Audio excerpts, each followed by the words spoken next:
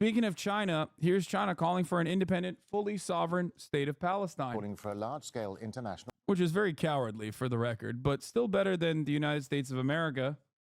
But still super cowardly. I told you that China was going to be very, very reserved in their perspective. China is a important trade partner for Israel. They use surveillance technologies. They sell weapons technology to one another.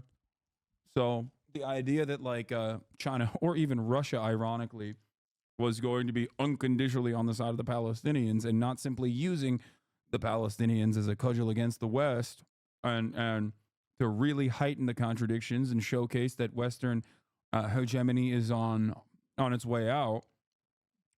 Anyone who tells you anything but that is most likely a charlatan.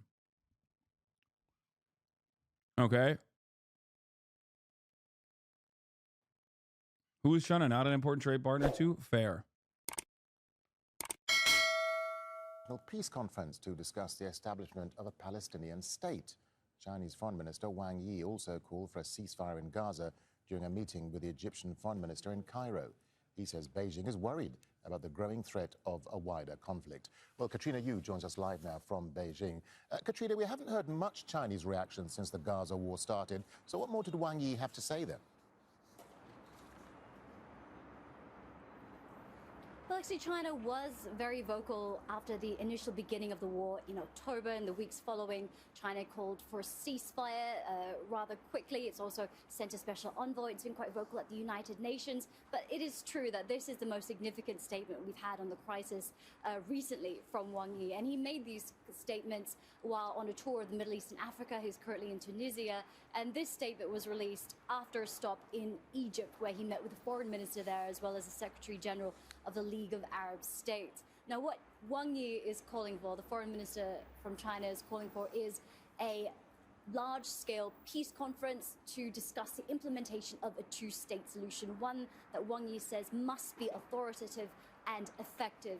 And it seems that China feels that not enough is being done by the international community to bring an end to this crisis, and that China is disappointed that there hasn't been any sort of concrete solution that's come out of the processes.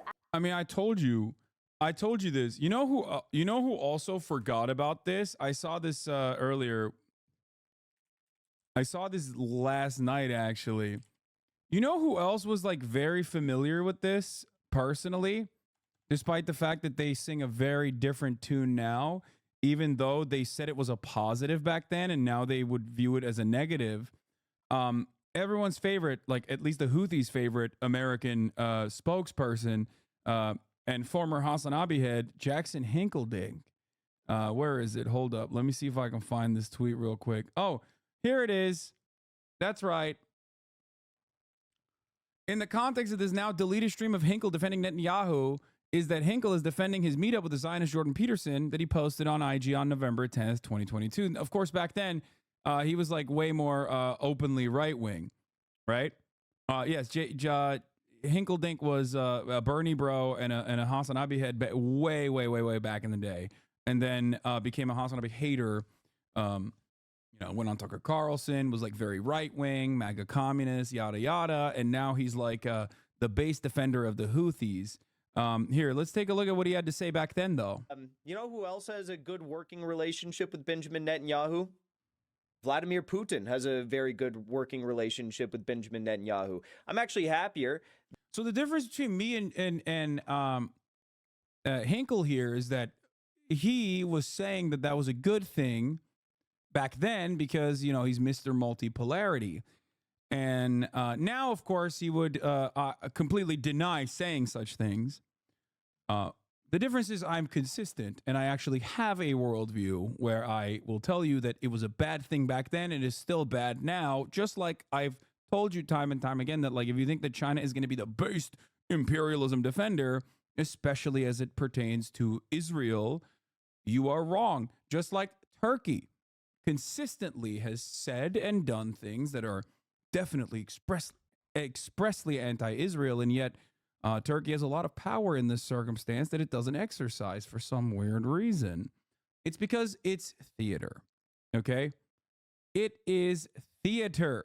That's it. That for the sake of, the multipolar world order, that he is in power right now compared to the previous coalition in Israel. Xi Jinping of the Communist Party of China has a good working relationship with Benjamin Netanyahu, better than the previous. It's not bad that his opinion has changed, though. My man, if you think that this is an organic change of opinion and not specifically and not specifically a person who is very desperately trying to grift as aggressively as they can, I don't know what to tell you. His coalition. You know who else has a? Yeah. So, come on, guys. Come on.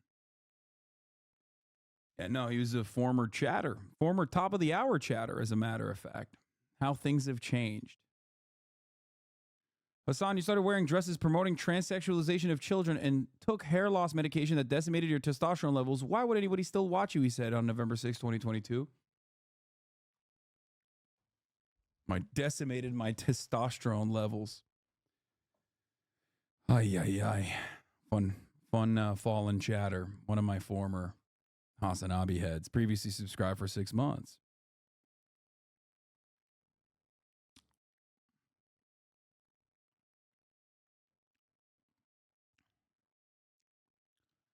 So,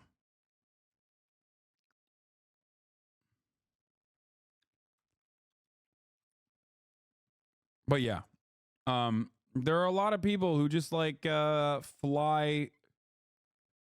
I mean, dude, especially in like leftist movements, like there are so many people that just try to do their very best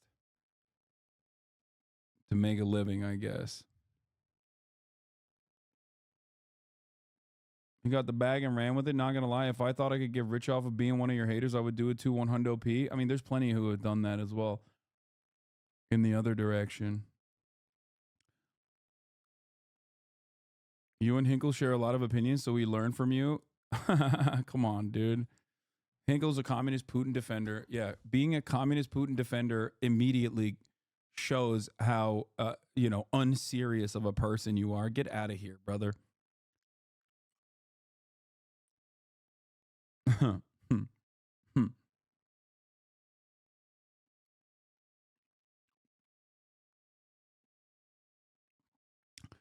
Trotskyites used to go on to become neocons. Now they just grift on X. Yep.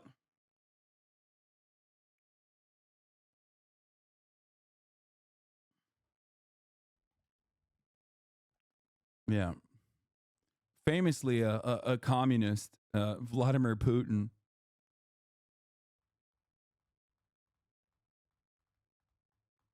All right.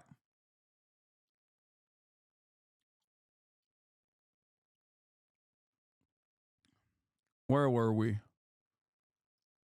What is this?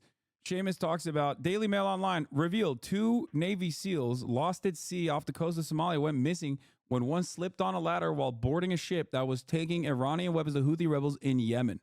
There were people on my timeline wondering if this was a master planned Yemeni op, but it turns out that in true America fashion, 2 Navy SEAls might have been killed in an almost Buster Keaton gag-esque situation. Jesus Christ. Okay, I'm inclined to believe the official story if it's honest. More embarrassing. If it's honestly more embarrassing than getting washed in combat, 2 of our most elite soldiers got lost in the ocean when climbing a ladder.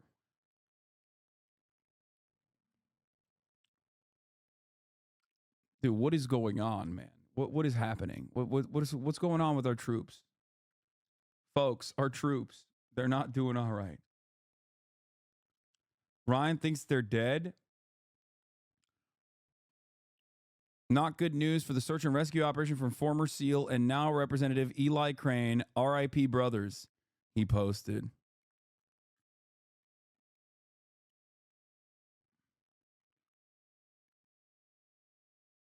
Too much CRT. No, dude, that's it. That's right. I bet, yeah, no, it's the CRT that they learn. It causes them to, yeah, DEI hires in the Marine Corps, in the Navy SEALs. Sorry, I think.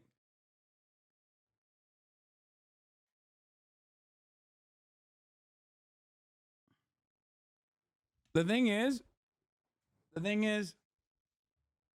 many cowards will not tell you the truth that they were vaccinated. Okay? This is what the vaccines have done to our beautiful military.